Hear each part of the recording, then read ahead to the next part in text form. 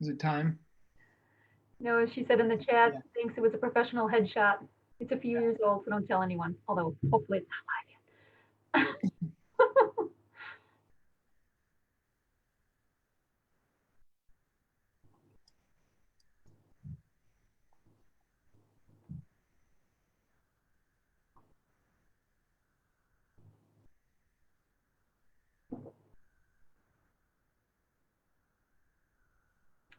So, hello everyone, and welcome to Semester at Sea's Wavelength Alumni Series.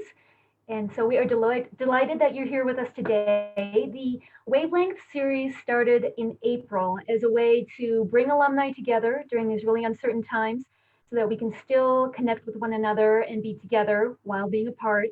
But it also came about as a way to celebrate our many talented and accomplished and amazing alumni around the globe. So we are so excited that you're here with us today. It happens most Wednesdays between 4 and 6 p.m. Mountain Standard Time, and it goes live right here in the Semester at Sea Facebook page.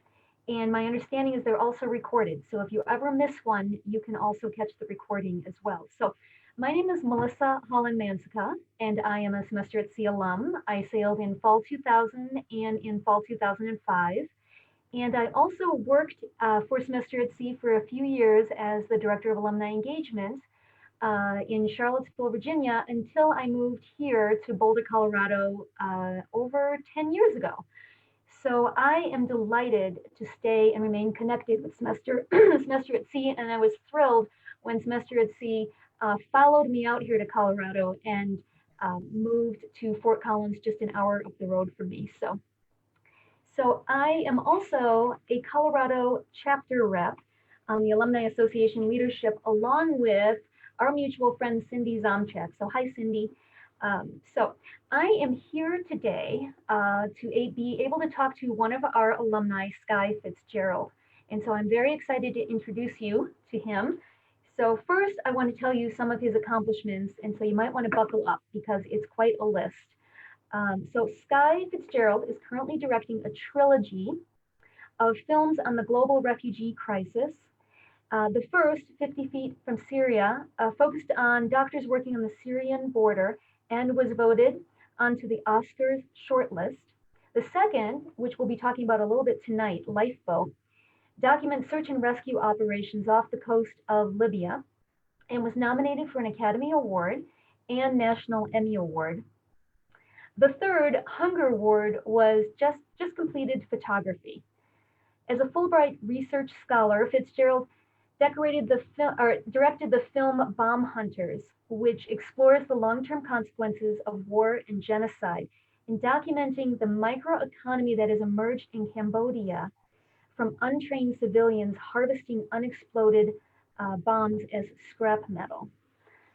He has worked with the Sundance Institute, the U.S. Institute of Peace, the State Department, the Paul Robeson Fund, and Mountain Film. And as director of photography, Skye works with major clients including Dateline, Vice, Mercy Corps, CNN, and the Discovery, Travel, History, and Animal Planet channels. So Skye was recently inducted as an honorary member into the Syrian American Medical Society for his work with Syrian refugees. And he has been named a distinguished alumnus at his alma mater, Eastern Oregon University, for his documentary work.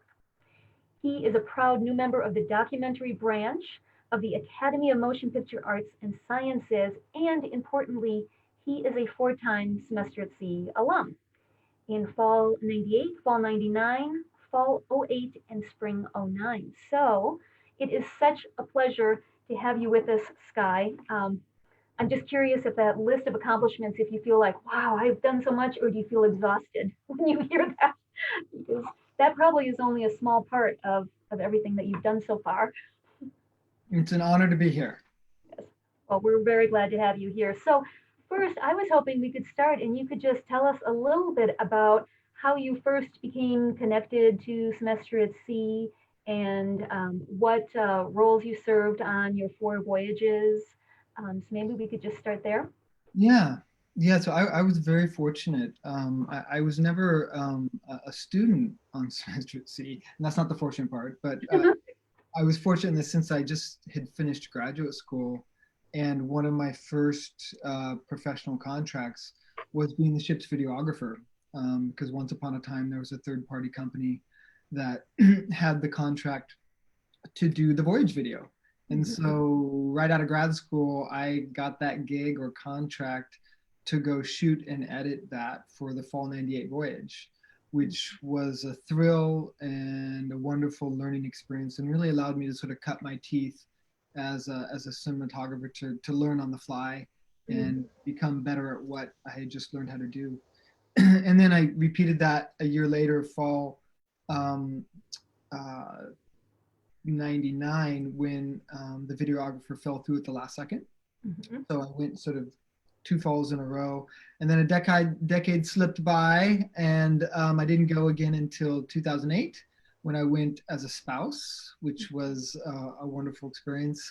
And then the adjacent semester, spring of 2009, I went and co-taught a documentary project as faculty. So I've played three different roles, I guess, over the course of four voyages. Oh, wonderful. So you got a different taste of the semester at sea experience. Yeah, absolutely. Time. And now when you look back on your semester at sea experience 10 and 20 years ago, what has been some of the lasting impact that you've have felt from those, four voyages and that unique experience? Oh, there's so many things I could tease out from that. I think fundamentally, though, you know, being a part of the semester at sea experience, it was absolutely just a seminal event in my life, especially early in my career.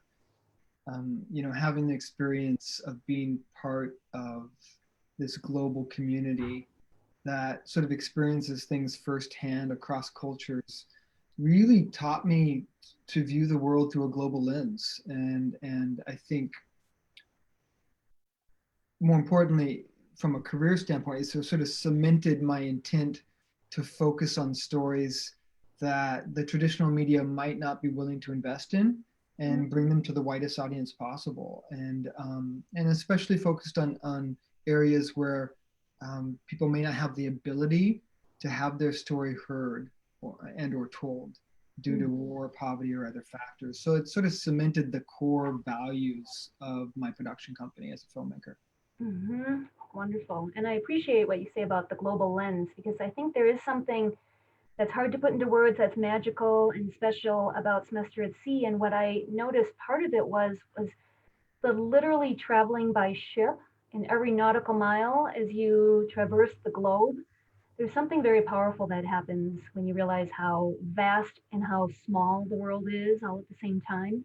It just Yeah. makes a much better sense of we're a global community, we're one planet, than I could have ever understood otherwise. Yeah, and I guess I would build on that just by saying that that community part of it is so critical, right? Yes. One thing as an individual Mm-hmm. to go to another nation and to learn about their challenges, to try to understand, the treasures of their culture, to engage one-on-one with people. I think it's a whole nother experience to do it as a community, right? And to sort of learn and experience together. And I think for me at least, that's one of the absolutely unique and special um, values of being part of semester at sea and doing it on a ship together, because you are a floating community. And for me at least, I think what it built more than anything is it kind of gave me an empathy filter to put on the front of my camera, right? So I screwed that. Semester C was like the empathy filter, and it completely changed how I see the world. And I think it allowed me to see the world with fuller empathy all the time. Yes, that's beautiful. And I really appreciate what you say about community, because that is something that really surprised me. Before my fall 2000 voyage, I was focused on the countries that I was Yeah. going to visit and so excited about those. And that was definitely a highlight for sure. Yeah. But I was really surprised that that community on the ship with staff, faculty, lifelong learners, officers, crew, that we're sharing this experience together. And it is so unique to this community. Yeah. Um, there is just nothing quite like that. And that's the powerful part that stayed with me in such incredible ways. I am curious if you have any memories that you would like to share from any of your voyages that you just were experiencing moments of awe or surprise or transformation or just that stayed with you. Mm. Yeah, again, there's just so many, over the course of 4 voyages. I can cherry pick one or two, I guess. One of them was on the fall '99 voyage, where I was the videographer was the term then, doing Yep. the video diary. Um, we went through the Red Sea on that voyage, and as, as the community may know, if you look at the archives, we had a really harrowing experience going through the Red Sea, where there was a student, who made this horrifically stupid decision to climb down a rope over the side of the ship at night. For this.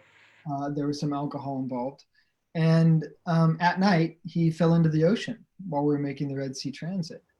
Mm-hmm. And, if you just look at statistics, someone who falls overboard in the middle of the night, in the middle of the ocean, will die, right? Mm-hmm. And yet, when it happened, everyone did everything right away. So a student who witnessed just the tail end of it immediately, threw a ring overboard. Mm-hmm. And the captain in the bridge was immediately notified, and they began to properly execute a figure 8 search and rescue pattern. The alarms were set right away. The entire shipboard community was out on deck, listening and watching immediately. Mm-hmm. And we found him. Mm-hmm. And he was plucked from the ocean at night in the middle of the Red Sea, despite all the odds saying that it would never happen. Yeah. And I think, despite the circumstances, to me, it was such a testament to the professionalism and training of the crew, the preparedness. Despite this horrifically stupid decision by a student, he survived because the community acted swiftly and in unison. And that brought us together. And I think it showed that a community, when well prepared, can do amazing things. And so that's one that I kind of hold with me. It's like, remember to be prepared. Remember do your training, right? Because it does pay off sometimes when those moments arrive. Mm-hmm. Oh, completely. So I sailed the fall after you on fall 2000. I was a student life staff member, and I got to know the safety officer on the ship who was on your voyage when that happened. Yeah. And so he was telling me a little bit about it, and he said in the combined 150 years of experience of all those officers, none of them have ever experienced a successful man overboard operations at night. And then he was also explaining how if someone goes overboard, you can't just stop, Yeah, I mean, no, of the course ship not. is right. And so it's nautical miles away as it has to do this huge turn. Yeah. And so then when I was working for a semester at sea, I remember thinking like about that alum every once in a while, feeling like how fascinating it would be to talk to him now to see what that impact that had for him. Because I cannot imagine what that would feel like. He said later apparently that someone asked him, why didn't you grab that ring that shipboard member had thoughtfully tossed it overboard right away, and he couldn't even see it, and it was like 5 feet away from him because the waves. So he said the ship just disappeared over the horizon within minutes, and it's pitch black. I mean, that must have been it gives me chills just thinking about it. I mean, I think I had a cabin on the top floor of that voyage. And one of the things I did as a videographer, I guess smartly so, was I always kept the camera with a charged battery and a tape in it, because at that point we were shooting on tape, right? Ready to go. And as soon as that first alarm went off, I literally grabbed my camera. I was outside within 30 seconds. And so I remember the moment to this day when I saw him through the viewfinder. We were able to hone in on him, and it was a stunning moment that it was possible. Oh, that must have been an incredible moment to share with the whole community. Wow. It's intense. I'm guessing it did not make it into the voyage video. Oh, it actually did. It did. It actually did. Yeah, if anyone could dig up the old VHS tape or DVD from that, I think it's DVD. No, I did. I included it because I did catch I caught it on video. Yeah, Yeah. we approached him and then with a gaffer's hook and a smaller boat went out and got him on board. Oh, good. Well, I'm glad that was caught on video. Good to be Yeah, prepared as a documentary filmmaker, I guess. yeah, right, exactly. It was good training, right? Yes, exactly. Good training. Um, I don't know if you know this, but about 40 or 50 of us Semester at Sea alums gathered in Denver a few months ago to get together, and we had a great time connecting. And then we all watched Lifeboat, um, and then had a great conversation afterwards. So I have a few questions for you about that specific film. And there were a couple of things that really struck me about that film. And one of them was the lens that you chose to tell the story through, this idea of telling the story through the search and rescue operators who were going out into the Mediterranean Sea to rescue these refugees and asylum seekers who were on these tiny little rubber boats and little flimsy wooden boats and hundreds and thousands of them, and how incredibly dangerous that was. But it really was unique to me, that unique lens, and it made me think of Mr. Rogers' quote, because those films had been coming out, and he has that quote: "When I was a boy and I would see scary things on the news, my mother would say to me, 'Look for the helpers. You will always find people who are helping.'" And that's what you found. It seems like you highlighted that story through the helpers, which I thought was such a note of hope and optimism in such a intense story. So I was curious how that lens and that idea originated. Yeah, I think um, one of the things that I'm really focused and keen on doing in as much of my work as I can is to focus in on stories like I mentioned earlier that might not otherwise get told or seen widely. Mm-hmm. And oftentimes those are stories in remote areas where there's human rights violations that are hard to access, that aren't easily, they're just not easy to get to, one, right? And because of that, there's sometimes sort of a dearth of ability to cover it, or resources to cover it. And the second piece of that, though, that is really critical for me is that a lot of what I think are the most important stories that we ought to be paying attention to are things that are hard to look at sometimes, Mm-hmm. right? It's hard to look at a child dying of hunger, Mm-hmm. right, in 2020. I Mm-hmm. just got back from Yemen in January, February, and we were filming children dying of starvation in 2020. Mm-hmm. As a human being, that's a difficult thing to witness, right? For me, it is, and I hope it would be for most people. To watch an asylum seeker drown in front of you because the Zodiac can't get there in time Mm-hmm. is a hard thing to witness, right? But for me, that doesn't diminish the importance of bearing witness to it. And so, because that's difficult content, just fundamentally, right? It's about the human condition and the stakes are life and death. I've always felt like one way to make this, what I feel like is really important content, palatable is to find those helpers, right? To find those people that, despite the horror of the moment, despite the horror of the external circumstances and the context, are doing good work anyway to somehow alleviate the suffering or make the situation better or save someone's life. And that's the tension that I often try to work into my films is, here's this horrible moment in our universe, Mm-hmm. and look at what this person is doing, because there's a power in that, right? Mm-hmm. I think it's aspirational at its core. And so that's exactly what I tried to do with Lifeboat as well, was, despite the fact that hundreds of asylum seekers were dying on a monthly basis, there was this small little NGO out of Germany, built on volunteers who had bought a research vessel and motored down to off the coast of Libya to unilaterally pull asylum seekers out of the water before they drowned because they thought it was the right thing to do. Yeah. That inspires me. Those are the sorts of people I want to focus my lens on. Mm-hmm. Yes.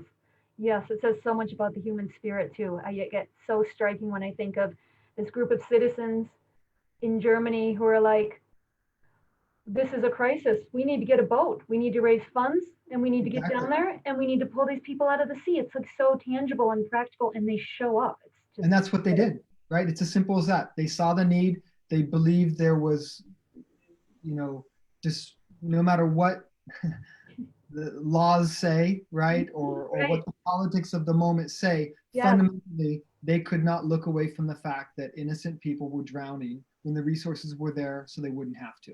Mm-hmm, mm-hmm. Yeah, that's incredible. Another thing that really struck me about this film was I didn't really know much about it before I viewed it. I knew it was a documentary on the global refugee crisis. And I didn't realize I expected this until after I watched it. And I realize now that I kind of expected, oh, it's a documentary, so I will learn facts and figures and the players and the who and the what and the where, and I'll just, be able to say this is what's, happening in an analysis and whatever, right? But said in a creative way. But instead, watching it with that group of semester at CLMs, and there were about 50 of us, it was like mute. You could just feel palpably the emotion in the room, and that whole part of my brain that's analyzing and judging and trying to figure things out was quiet. And I just remember there were certain scenes, it's almost like I could feel myself. I could be on one of those rafts, just there, but for the grace of God go I, that I'm here in Colorado and there are hundreds of people crowded on a tiny raft in the middle of the Mediterranean, with uncertain futures, leading atrocities. It was just really, what am I trying to say? It's just so emotionally engaging. So I'm just curious how you handle that when you have such a vast story to tell, so much information, just what your philosophy is and how you decide how you want the story told. Yeah, we were on that mission, that search and rescue mission, for 2 to 3 weeks. I forget exactly how long it was. It wasn't that long, right? It was just a couple weeks at sea at least, and then another week, on the north coast of Africa, documenting another part of the story. So it's not like we were out for months at a time, but out of that footage that we came back with, I could have still told many stories, right? I could have built many films, and I chose to shape Lifeboat the way I did. I think, for me, this is just my personal aesthetic. It's neither right nor wrong, but I'm a believer in the idea that cinema is first and foremost a visual medium, right? And that if there's other stories that are probably better told with words, right? In a book or an essay. And I think to properly utilize the full power of the medium, for me, that means trying to tell a story primarily visually, right? To make it as immersive as possible. And that means, to some extent, I'm much less interested as a storyteller in this medium, at least, of contextualizing everything, because I believe that if you can do it well visually, then there's going to be sort of a fundamental power to it, an aesthetic power to it, a power that sort of, I think, you feel here instead of in your head. Right? And I think sometimes if you overly contextualize a story, people start thinking about it cerebrally rather than feeling it. Yeah. And I'm a believer that if you hit them here, it'll work its way up, right, to the head. So that by the time you finish the film, my view is, if I've done my job as a filmmaker, people should understand the basic framework, but the film should end, and then there's all these questions, right? It's a matter of posing the right questions, not trying to answer them all. So that's just my sort of modus operandi. Some people probably hate it. Some people probably hate it less, but it's how I like to work.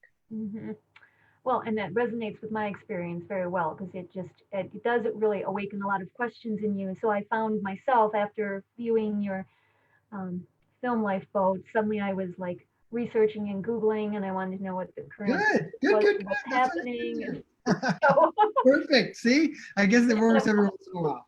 yes, yes, totally. Which also then makes me curious, of what impact have you seen Lifeboat has had? Has there been follow up? What kind of reactions you've gotten? Has anything developed from this documentary? Yeah. Boy, there's so many different ways I could answer that question. So, we've been able to focus a lot of attention on Sea-Watch, the German Mhm. NGO, who we embedded with for the search and rescue operation. And I know that they've received a lot of support because we just drove all of our traffic for that film to them a lot Mhm. of the time. So they did some pretty, I think, successful fundraising with, Good. yeah, which we were completely supportive of. And so we allowed them to do screenings throughout Europe for months at a time. And so there was a period of time there where there was probably at least a screening a week happening in different countries throughout Europe to sort of garner support. Mhm. And then lots of other things have happened too. So the largest ad agency in Europe, I think they're the largest, called Service Plan, really liked the project a lot, and so they hatched a plan that I worked with them on, called Lifeboat: The Experiment. And what they wanted to do was they wanted to use Lifeboat as sort of a vehicle of empathy to sort of build, to sort of retain Germany's political stance on asylum seekers, which was pretty progressive in Mhm. Europe. And they decided they wanted to do it by creating this project called Lifeboat: The Experiment. And what it was they volunteered, uh, excuse me, they recruited 50 German volunteers, and they decided what they would do is they put those 50 German volunteers in a wave pool, right, on a raft, just like you see the asylum seekers in the film, right? Yes. And then they would document the whole process of these German volunteers simulating the crossing of the Mediterranean in real time Oh, with like wow. 5 different cameras set up. And so they brought me in to sort of direct that whole experience. We did it successfully, and we had control of the waves, the wind, the lights, all, so we could really transform the experience in the moment for Mhm. them. And then, there were pre-interviews and post-interviews with all the Yes. participants. We cut that together, and then it played in major German cinemas in front of major films for several months in Germany. And then there was a huge social media push in Europe with it by Service Plan, the ad agency, at the same time. And it really did influence people. It influenced lawmakers, and it sort of it shored up support for politicians in Europe as well. Oh, that is amazing. And as you were saying before, it brings it out of the cerebral, contextual into a really felt sense. And then Yeah, that energy and emotion sort of had an impact. That's, and some of the volunteers actually were influencers, writers and mm-hmm. so forth, so they could sort of have a larger footprint as well, regardless of what their experience was, right, and talk Yes, about it and push it out into the world. And that was a smart choice too. yes, yes. That's very strategic. I have a question for you too. As a documentary filmmaker, it seems like it's so essential that you are documenting humanitarian crises around the world, and that is so essential that we witness that, we bear witness to that, we see that, we don't brush it under the rug, etc. But I imagine that is hard to do at sometimes, to both document it but not intervene or know when to intervene, depending on like what's happening in front of you. And I just didn't know how that is held just professionally in that world as documentary filmmakers, but also for you personally. I'm just thinking about when you were filming Lifeboat and you were out embedded and you were on the ship. Were there times that was a conflict? I can't imagine how to hold that. Yeah, there's multiple viewpoints on that ethical idea, right? Of what is the truest form of capturing a moment of nonfiction storytelling.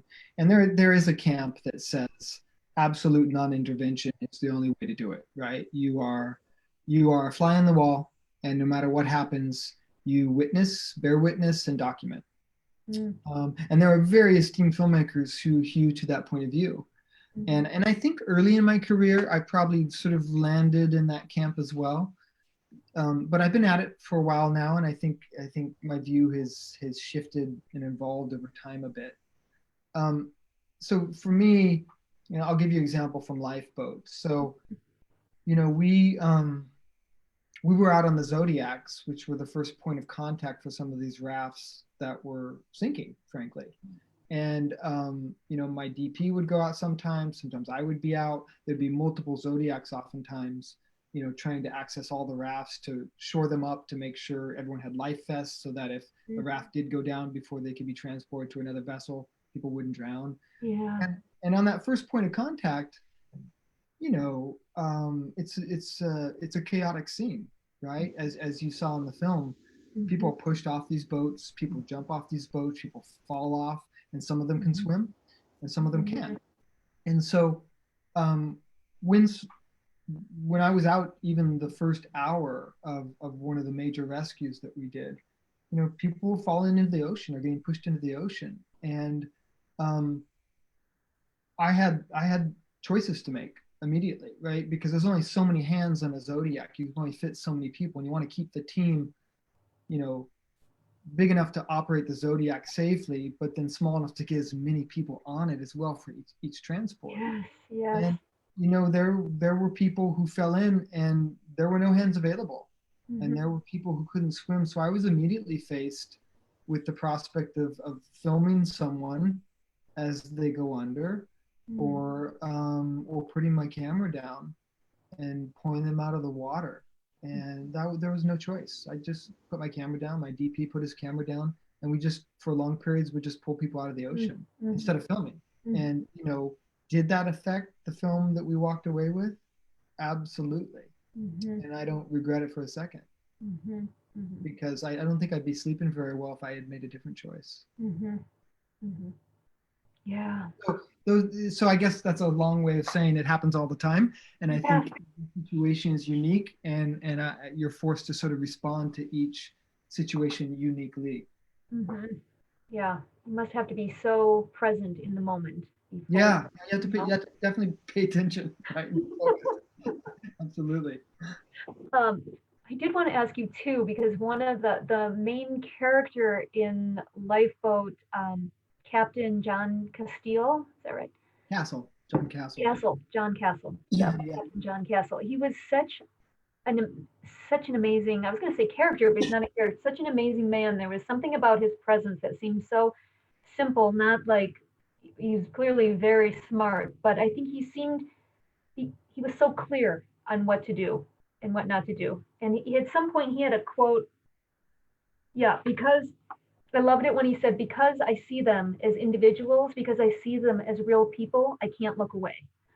So I was hoping you could just tell us a little bit about how you connected with John Castle. First of all, like, did you already know him and want to build your film around him? Or did it kind of unfold that way? And then any memories or stories you have of your experience with him would be amazing to hear. I concur, and it probably shows from the film that I believed he was an extraordinary individual as well. And John was one of those rare human beings. Well, rare and not so rare, perhaps, but he was one of those individuals um, who did what he believed in, right? So we all have beliefs, but do we always act upon our fundamental principles? Probably not, right? As much as we are able, but I think we're, each of us is on a spectrum, right, in terms of how much we can live by our fundamental belief system on a daily basis. And John was one of, I think, those rare individuals who only did what he believed in. Yeah. And he had strong beliefs, and I think to the betterment of the world, he was that person. But I think how we came to focus on him, speaks a bit to the meta part of being a filmmaker in the nonfiction world, at least. And that's that, we went out to, when we initially went out to film Lifeboat, I got a phone call just a couple days before we're supposed to arrive in Malta, where we were disembarking from, and semester C basically said, hey, we've got to cancel this mission because there's been a pirate attack on a sister vessel, an MSF vessel that works in the same area. And these pirates had boarded the ship with small arms and chased the crew and shot up the ship. And the crew, luckily, had been able to escape to their safe room because they're really well trained and they had a safe room on the vessel. So the pirates shot it up, couldn't get in, didn't take anything, and then departed. So fortunately, everyone was okay, but they worked in the same search and area operation, search and rescue area that Sea-Watch did, and it kind of shook up the community, right? And so what Sea-Watch realized in that moment is that they needed a safe room on their vessel, and they didn't have one. So they canceled our mission in order to bring the ship back to Malta and to retrofit the engine room as a safe room that they could borrow from the inside and then pilot the ship from the engine room as needed. So that's just a long way of saying is that our mission was canceled, but we already had these tickets, so I went anyway, right? Just to do some pre-interviews. Yes. And we had planned on focusing on this just incredibly charismatic Egyptian German woman who spoke 5 or 6 languages, who was a professor at this university in Berlin, who was on the board for Sea-Watch. And she was going to be the chief linguist for the mission. But then when they shifted it, she couldn't go on the next mission that we were going to be on. So the person we planned to shape the entire film around suddenly wasn't going to be on the mission. And I didn't know who was going to be there. So when we showed up, I think it was 2 or 3 weeks later, I was in the situation where I was going to meet the crew for the first time, including the captain and chief of mission, and make some decisions pretty quickly. And that was a huge concern of mine going into the final shoot, as you can imagine. And luckily, at our safety briefing, John Castle stepped into the room, and the first time he opened his mouth, by the end of the paragraph, I knew he was the guy. So eloquent, and I could tell he spoke from the heart, that I sensed that he was going to be the perfect subject for us. Yes. Yeah. Isn't that amazing? And so it was luck. It was luck. It was chance. Yeah. I love hearing those stories of how happenstance and luck, because we always think we want to be in control of everything and how it happens. Yeah. Really, we're just like co-creating everything. It's just sort of unfolding, and we're and especially the nature of human rights docs is that you have to be nimble on your feet, and you have to be willing to really pivot quickly in order to gather and sort of shift the focus of your story while you're filming it. It's just the only way to do business in my book. Yeah, I think that totally makes sense. So here's a question too from our audience is just acknowledging there's a lot of really talented videographers on Semester at Sea. So do you have any advice for someone who wants to film their Semester at Sea experience about being respectful towards the communities that they visit? I think that's a great question, and I love that the respectfulness of the question, because I think it's being culturally sensitive is really, it's difficult sometimes with the camera in your hand, right? And so I think one principle that I think is easy to hold on to when you're in a situation like that is simply to seek out contact first and images second, right? So and that's usually possible, right? So sometimes it's as simple as just making eye contact, right? And even if you don't have the language skills with the person, holding up your camera, right? And asking for an affirmative from them before you point it at them. Right?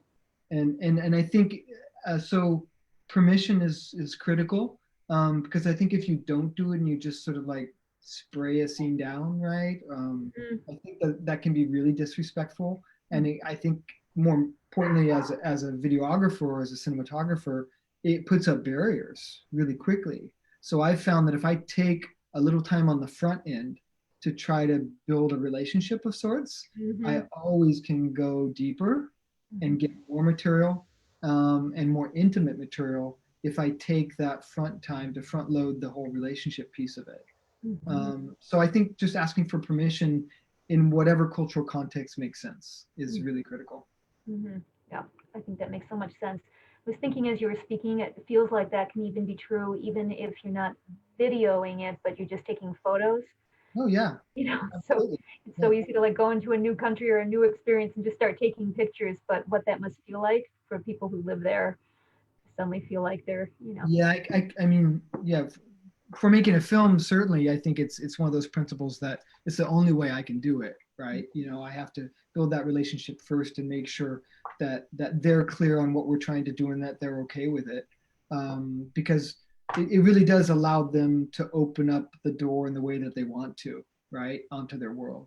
Mhm. And if they want to, then suddenly you have access to all sorts of things you wouldn't have access to if you didn't take the time to have those conversations first. Mm-hmm. Right. Yeah, that makes sense. Out of all the documentaries that you have made and worked on, do you have a favorite one that just has stayed with you, or that you love the experience of it, or just has the most heart connection for whatever reason?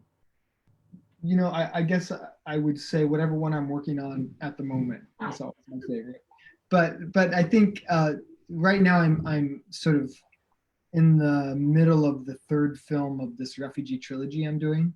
So 50 Mm-hmm. Feet from Syria um, was the first in that trilogy. Lifeboat was the second, and the third one is called Hunger Ward, and that's the film that I just shot in January and beginning of February in Yemen.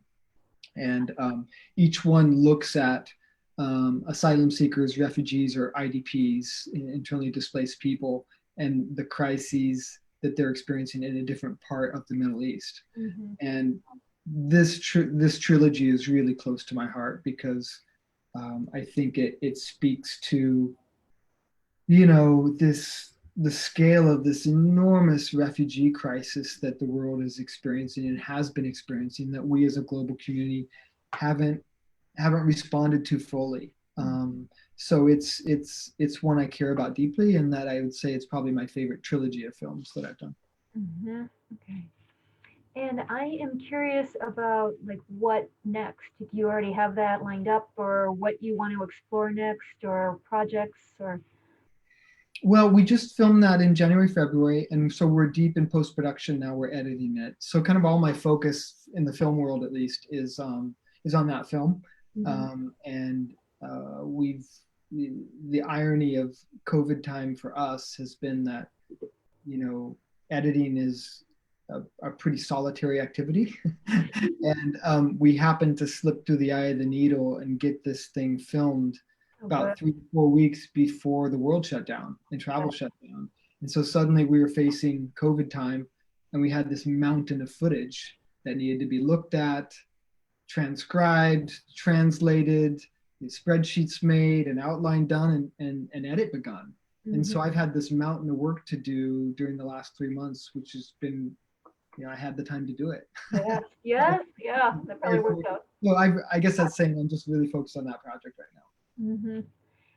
And speaking of COVID, I was wondering if you could just share a little bit about, I can only imagine the impact that COVID has had on an already very challenging crisis, just about where asylum seekers can even go at this point and refugees can go, and how that is impacted, especially the refugees and asylum seekers in the Mediterranean that you had addressed in Yeah, I think it's their protections are different, and the support organizations who are working with them is different in each place, frankly.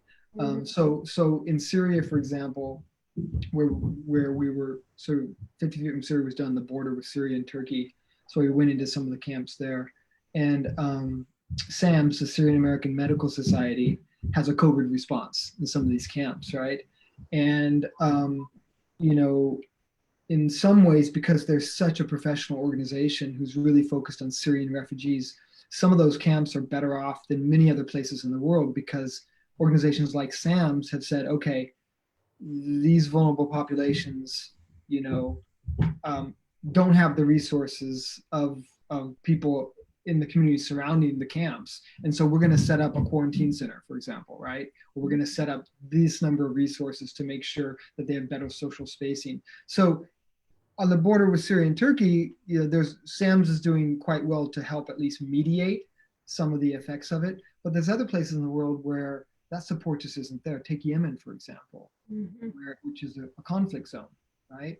And there are camps in Yemen, refugee camps, and a lot of IDP camps for internally displaced people because the fighting is active, although it's stalled out a little bit with COVID. But because of the political tensions in the country, aid can't even really get in right now, and isn't being properly funded. So there are no resources for IDPs or refugees facing the COVID crisis in Yemen. And in talking with colleagues in country, every week, one of my colleagues lives just a couple blocks from one of the cemeteries in the southern city of Aden, and he's seen just anecdotally, you know, the cemetery go from 3 burials a day to like 50. Oh. And so that tells you a lot right there, right? The resources, the country is already crippled by a war and extreme poverty, and COVID is like just a hammer blow to people still standing. Mm-hmm. Mm-hmm. Um, um, Another question is just for anyone who is really interested in this field, documentary filmmaking. Um, I'm just curious what general advice or words of wisdom you might have for anyone pursuing that. How to become a filmmaker? Yeah. Don't. Be a doctor. Do anything else. Don't. No, It's like a lot of work. yeah. No, I don't really mean that. But it is a really intensely competitive field. Mm-hmm. It just is, and so you have to sort of accept that if you're in the filmmaking world, that it is competitive, and that you're going to have to work really hard and be in it. Take the long view, I think, on a career, because it's, at least my experience has been viewing the making of documentaries as a marathon process rather than a sprint has been the only way that I've been able to make a sustainable career. And you can do a sustainable career, but of my cohort of college and graduate school colleagues who went into film, Mm-hmm. I can only think of one other that's still in the industry. So you have to really, I think it has to be what you need to do rather than what you want to do. I mean, if I could do anything else, I probably would have, but I can't. This is what I have to do. This is I your know that's not very tangible or concrete, but that's what I could offer today. Mm-hmm. I think that's really helpful. I do want to mention for anyone in the Facebook Live group, we do have a few moments to take a few questions. So if anybody wants to post a question, they can, Kate from Semester at Sea can send it to us. But along the lines of what you were just saying too, one question I have for you is, I am just curious about how this work for decades now has impacted you personally. Bearing witness to such humanitarian events and crises around the world. How has it impacted you personally? How do you take care of yourself in the face of all of that? And I have to let my cat out. Yeah. Yeah, I understand, I think, the intent of the question. And it is real. There is impact, I think, on me personally from seeing people die, and documenting that and trying to sort of like respectfully transform that into a coherent story and give it meaning and bring it out to a broader audience. And yeah, it's impacted me, but I think what I always walk away with after I film a story like Lifeboat or Hunger Ward is that whatever impact it has on me, usually it's in the larger picture of things completely negligible if you put it in relationship to those that I'm filming with, right? So we just filmed in a hospital in Yemen where in the first 2 hours that we were filming the first day, um, this 5-month-old child died of starvation in front of us in our first 2 hours in the hospital. and we documented the families responding to that. We had permission to work with them, and we documented the ICU experience. And then the family, like a good Muslim family will do, they immediately took the child to the morgue and washed the body, and then immediately took the blessed body to the cemetery and buried her within hours. And that was our first day of filming. Right. Now, was that hard to bear witness to? Sure, it was. Yeah, it was. It's not pleasant to watch an innocent child die in front of you, and yet, right, the grief that family was experiencing, and the grief the doctors were experiencing by not being able to save that child, was felt, I'm sure, much more profoundly by them. And so that knowledge and that awareness always sort of shores up for me internally that I can process my stuff eventually, and I'll find ways to do that.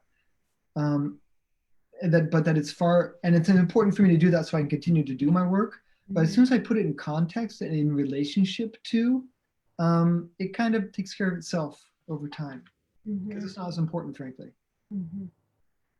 One thing that struck me when you were sharing that story about that 5-month-old baby is I do feel like as the mom of that baby, there would be something powerful for me to know that that has been witnessed, that has been noticed, that will not slip unnoticed. And I would find some comfort in that. Yeah, for sure. We have a question from the audience, and it's a good one. I wanted to know this. What was it like going to the Oscars? Yeah. Did you take a limo? Yeah, I think you have to. Oh, it's kind of in the. It's kind of yeah. It's an expectation that makes sense. You take a limo. Yeah. And show up on your bike. Exactly. I don't know if they'd let you through all the concrete barriers you have to go through, because there's pretty tight security, right? And so. Oh yeah, I guess that's right. No, as you might imagine, it was a wonderful experience, and it, most importantly, a huge honor, and a huge honor for me personally, but also it allowed us to create such a greater footprint for the film. I felt like that was one of the biggest takeaways for me, is that we were able to really get the film out in a much bigger way by being recognized by our peers in that fashion. So it was a blast too. I mean, how often do you get to bump into Sam Elliott, right? Have a conversation with folks like that, and I did, and so it was fun to sort of be in rooms with people you've admired in the industry for a long time, and then suddenly they're right there, and you can just talk freely with them, and so had some really interesting conversations with folks I admired a lot. Yeah. Oh, that must have been so exciting. I love that. I am curious right now, what is giving you hope right now?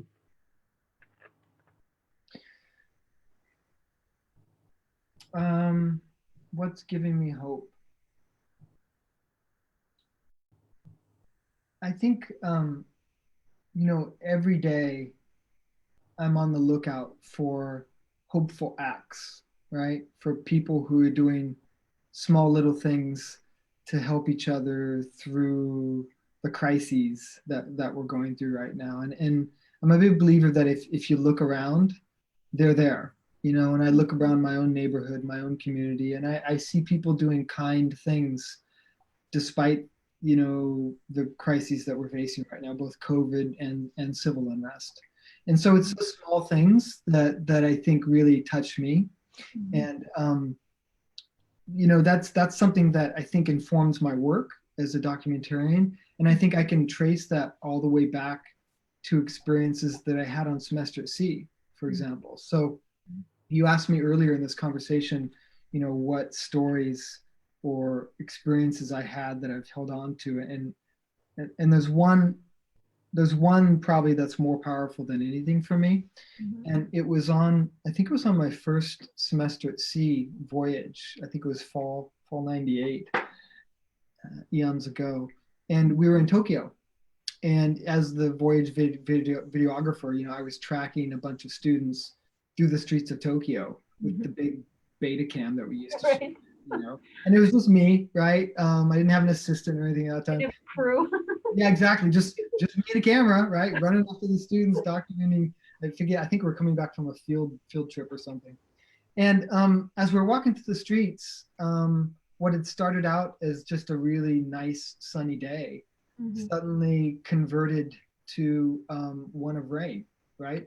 And I'll never forget, I was with this group of about 10 students or so, just walking through the streets. And as we came to the stoplight, out of the blue, just the sky opened up, right? And just rain just started to splatter down and pretty hard.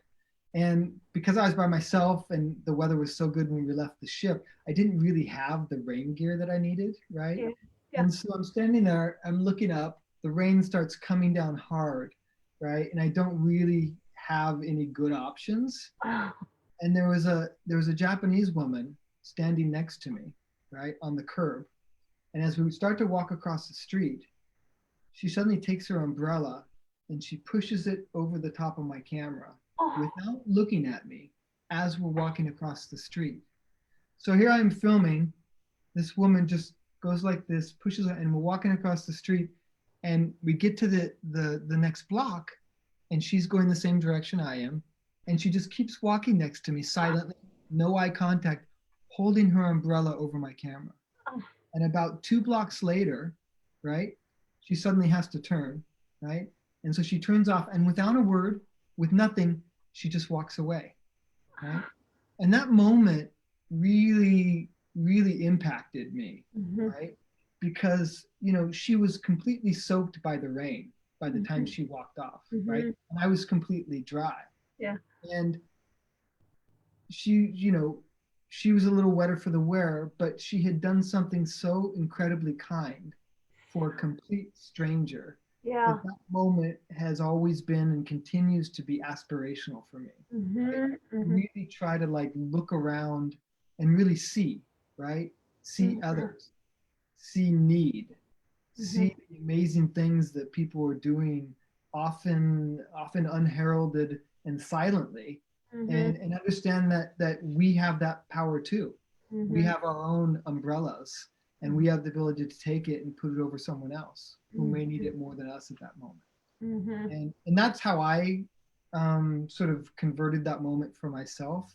But those are the things I look for, and those are the people I look for when I do films. And I think about that a lot, you know. But how can I extend my umbrella to someone else?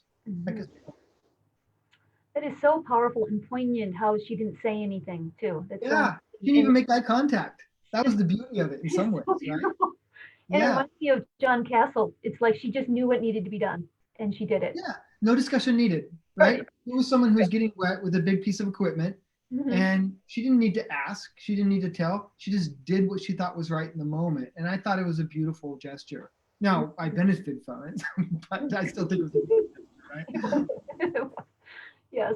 Well, that is a beautiful note to end on, which unfortunately we do need to end. I have thousands more questions I could ask, but so thankful and appreciate you joining us and sharing some of your experiences and your experience this semester at sea. So thank you so much, Skye. It was wonderful.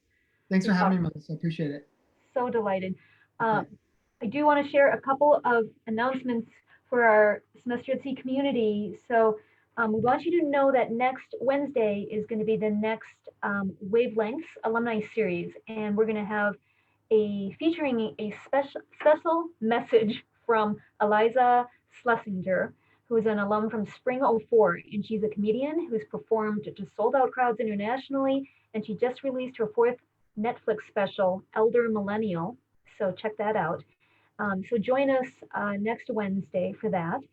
And then also, please know that if you or anyone that you sailed with or anyone that you know has an interesting story to share, please know that we are looking for more alumni to spotlight during this series. So you can email wavelengths@semesteratsea.org with any suggestions.